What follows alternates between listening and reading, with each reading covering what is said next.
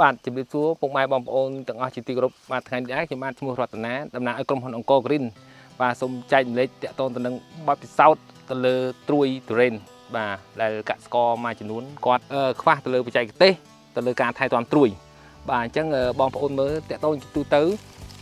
ត្រួយវិញនេះបងប្អូនមើលឃើញហើយគឺវាមានសត្វល្អិតពួកមមីខៀវ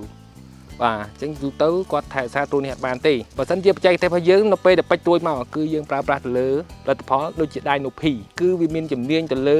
ពួកជក់បាទដែលគេថាពួកមីខៀវហ្នឹងបាទអញ្ចឹងប្រើបានស្អាតដោយឡែកខ្ញុំសង្កេតមើលកសិករនៅតំបន់របស់យើងលើជួរប្រមាណនេះមួយចំនួនតូចដែលគាត់ប្រើប្រាស់ផលិតផលធ្វើឲ្យស៊ាំទៅនឹងសត្វល្អិតអញ្ចឹងទោះតែគាត់យកផលិតផលណាមកបាញ់ក៏អត់ស្អាតដែរបាទអញ្ចឹងចំពោះផលិតផលរបស់ក្រុមហ៊ុនអង្គរ Green យើងមានពីរផលិតផលដែរដើម្បីកុំឲ្យវាស៊ាំយើងអាចបាញ់ Dinopi ក៏បានឬ Aceta Pro ក៏បានដែរបាទជាទូទៅបើយើងប្រើប្រាស់ទៅលើកម្រិតថ្នាំបាទ Aceta Pro យើងប្រើប្រាស់1គីឡូជាមួយ Gain Mix ប្រើប្រាស់ទៅលើទឹក 1000 លីត្រដោយឡែកបើយើងប្រើទៅលើ Dinopi អាហ្នឹងជាប្រភេទជាម្សៅបាទអញ្ចឹងយើងប្រើប្រាស់1គីឡូជាមួយ Gain Mix កន្លះលីត្របាទទឹក 1000 លីត្រដូចគ្នាអញ្ចឹងយើងបាញ់ទៅគឺស្អាត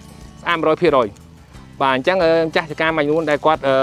ជឿជាក់លើផលិតផលរបស់ក្រុមហ៊ុនអង្គរ Green គឺគាត់បានប្រើហើយគឺគាត់ជាប់ចិត្តបាទគឺទួយគាត់តែមកស្អាតហើយជាទូទៅនេះគឺគាត់បាញ់អត់ទាន់បាទបងប្អូនមើលបាទអញ្ចឹងស្លឹកនេះគឺអត់អាចផលិតទួយក្រោយបានទេគឺវាខូចទេបាទអញ្ចឹងវីដេអូរបស់ខ្ញុំសូមធ្វើការចែករំលែកប៉ុណ្ណឹងបាទសូមអរគុណច្រើន